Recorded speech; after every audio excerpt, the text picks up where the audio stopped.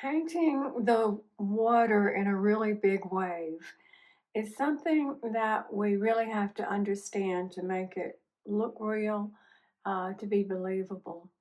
The water is really, in most cases, translucent. You can see through it. So if you only paint what the photo is telling you, you won't get a realistic painting. And this painting I really wanted to show the depth of that wave, how far down it goes before it hits onto a rock and starts up. In this case, splashes down to it right here. So I had the very dark colors against the light colors, and you could see that depth. It looked like a canyon. And so that portion of the painting was okay. Then I had to start telling myself to look through the water. What are the layers from top to bottom where this rock levels off right here? There are degrees of water coming up before it actually travels up the face of the wave.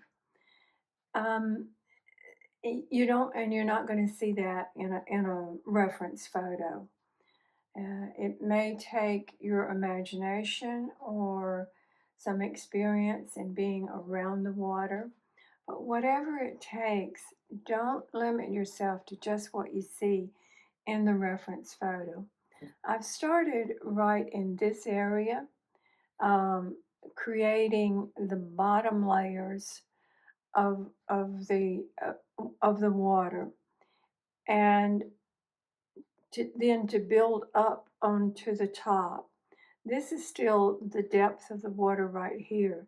There will be things that different variations of value and color that build up across here until you get about this level, so that you can see that there is some depth, some layers, and many different colors as you're looking through the water. If you could, if you if you were there before the top layer of the wave came down and hit you very hard. Um, you might be tempted to just put these little tendrils of water that are coming down, just putting that over your dark. But if you do, there's nothing underneath those tendrils to support it. They're just kind of floating in air. So the important thing again is to create the illusion of looking through the water.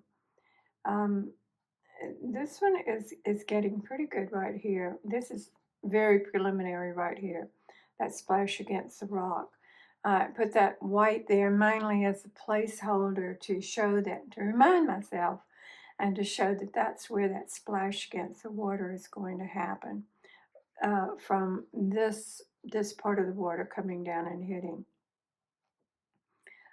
So a lot more work to do in this very dark area to graduate the colors, and to bring a little bit more life to it.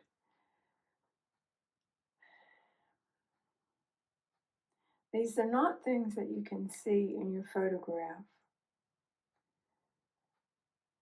It's all in your imagination, in your thought process of wondering, well, really, how does that water behave? The way it looks right now, for instance, right here to here, it looks like all of the water to the level of the seabed has been sucked up into this wave. And this is laying on top exposed. But I know that that will not be true. All of that water, the wave is so high, it's not true in this case. Not with the personality of this particular wave.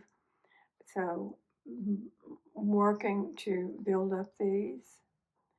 Um, this little area right here looks pretty good. The foam is right here, falling down into the deeper, darker colors, and then letting you see a little bit of light that's hitting, the same light that is hitting through the water right here to make this part of the rock much brighter colored than the rest of it is happening here with the water that is on the other side of the rock on the seabed. Have fun with it, enjoy, and good luck.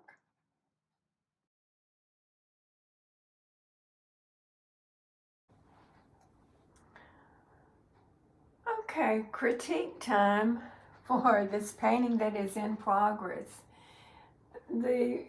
Looking at it from across the room, the first thing that I notice is that this area of flat water is way too dark. It stands out, draws your attention. So I'll tamp this down and neutralize it a little bit in color. The second thing is that this wave, which has come down and created a shadow right here, ends too abruptly. I need to feather it out into this area a little bit more. I'll do that with some probably lighter violets. I'm still working down here to create this depth.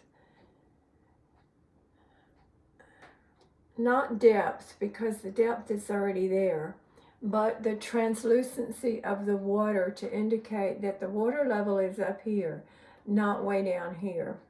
The other thing I notice when I'm looking up close, it looks okay, but across the room, this one little area is too light, too bright, too close to the values that are in here.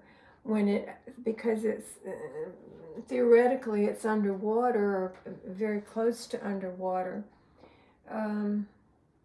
it just stands out too much. I've lightened the background water a bit, may go a little bit lighter in places with it, but right now it looks okay to me. This little area of splash up, I don't like it either. I have a lot more of the water lines to add in here. This will be the refining area as I correct everything else. Probably be one of the last things that I get done the way I want it to look and to feel. A lot of work I'll do along this wave edge to soften it. All that water is popping up in different places, falling over in different places, so that's a little bit to work on. Overall, for 3 or 4 days of work, it's progressed very well.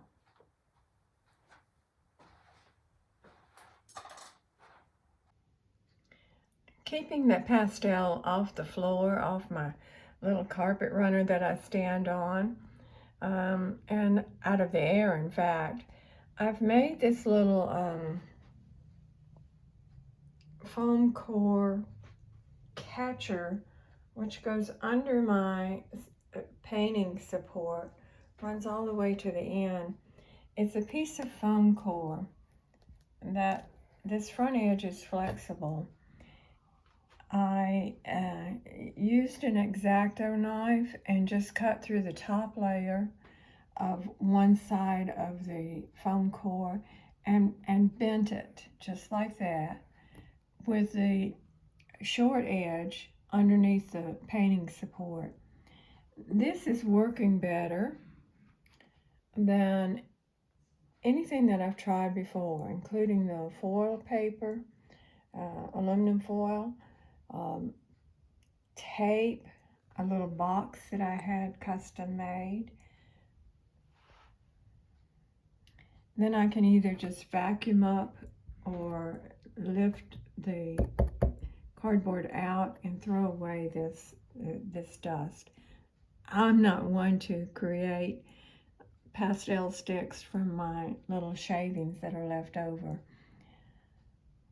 but really do like this diagonal facing foam core catcher.